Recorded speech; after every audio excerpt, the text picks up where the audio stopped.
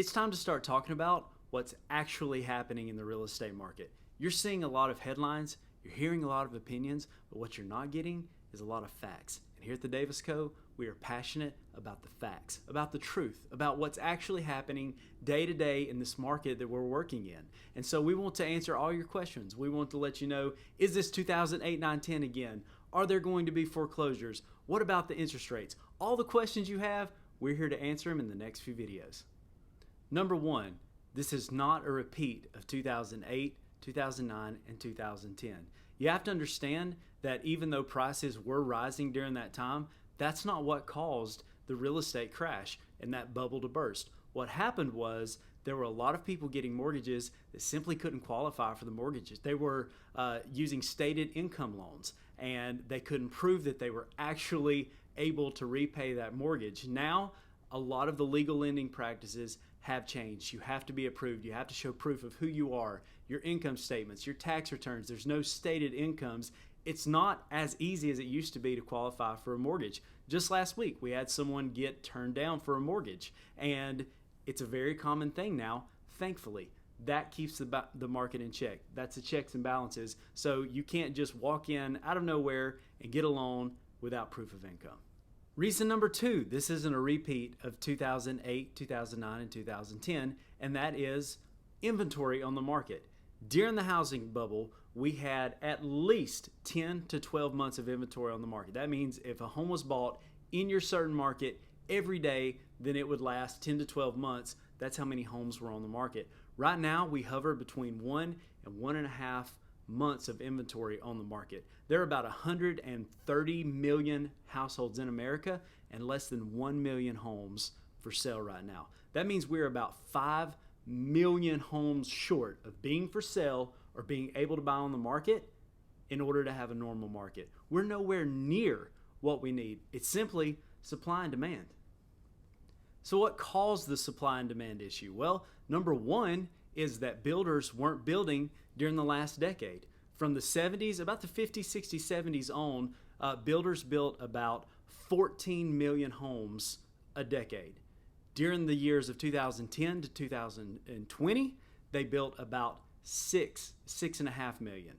So we are so far behind on new construction, builders no longer build spec homes. Now, if you go to a new home build, you're looking at 4 months, 6 months, and some even a year before they can get you in a home. There's no more empty subdivisions sitting with nothing being built. That's because the builders are so far behind now, which was not the case in 2008, 9, 10. Another thing that caused such a demand in housing is, let's be honest, COVID-19. So at the beginning of COVID-19, we were on Zoom conference calls talking about what to do if COVID crashes the market. Well, what happened was COVID actually fueled the market because people were needing to work from home, they were needing to school from home, and some people permanently work from home now. So instead of needing one home office, they got to have 2 home offices. And not only that, work from home became work from vacation home, then fueling the secondary vacation markets. And so there were a lot of people that decided to move further away from the city. They weren't going to have to commute, and it created an increase in people that were moving around, swapping homes, and that's really what helped boost the housing market during COVID-19 and why we didn't see any crash during that time. Reason number three, why this is not 2008, 9, 10 repeated all over again, and that is the amount of equity that homeowners have in their homes. Did you know that 38% of homeowners in America own their home free and clear of a mortgage? No debt on their home. Therefore, those homes cannot be foreclosed on. Great job, America. That is an incredible stat. Also, you have to look at the amount of delinquencies on mortgages. Right now, that delinquency number stands at 3.3%. So only 3.3% of the rest of that 60% of people who own a home are behind on their mortgage in any way. That's an incredibly low number.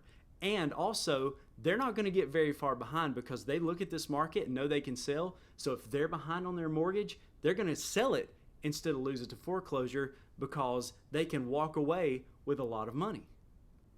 The average amount of equity that U.S. homes have in their home is $307,000. No one's walking away from that equity and letting it go into foreclosure. And if you are in that situation, you can reach out to the Davis Co. We will be discreet. We will not tell anyone. You usually don't even have to hit the market. We've got programs that you can sell to where your neighbors do not even know that you sold your home. You can say, oh, we had a life circumstance, and go ahead and get out of that home and just make a life move. It's nobody's business. Nobody has to know. So if you are part of that 3.3% that is behind on your mortgage, we've got options and we can help you. So let's talk about mortgage rates.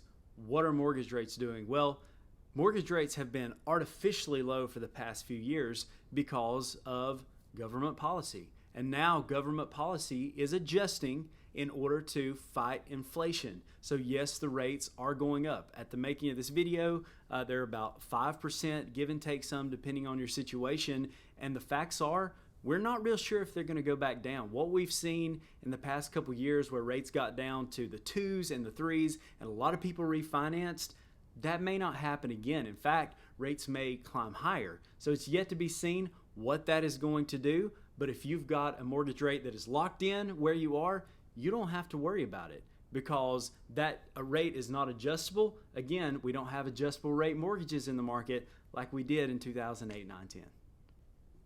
So then you may say, well, I'm not going to buy a home since I don't like this interest rate. Well, you also need to know that not only have interest rates went up, but also renting rates have went up. So rent increased by 20% last year.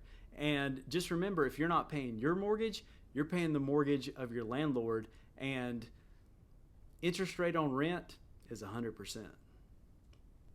We've also received a few questions about foreclosures. Where are all the foreclosures? Wait, I saw a headline that said that foreclosures have spiked by 20% this month. Should I be alarmed? The answer is no. You see, states weren't able to foreclose on homes through the whole COVID situation. So now those people that basically didn't make any mortgage payments for the last 2 years, got forbearance, they are now beginning to get foreclosed on, although just a small percentage of those are actually going to go through with it. Why?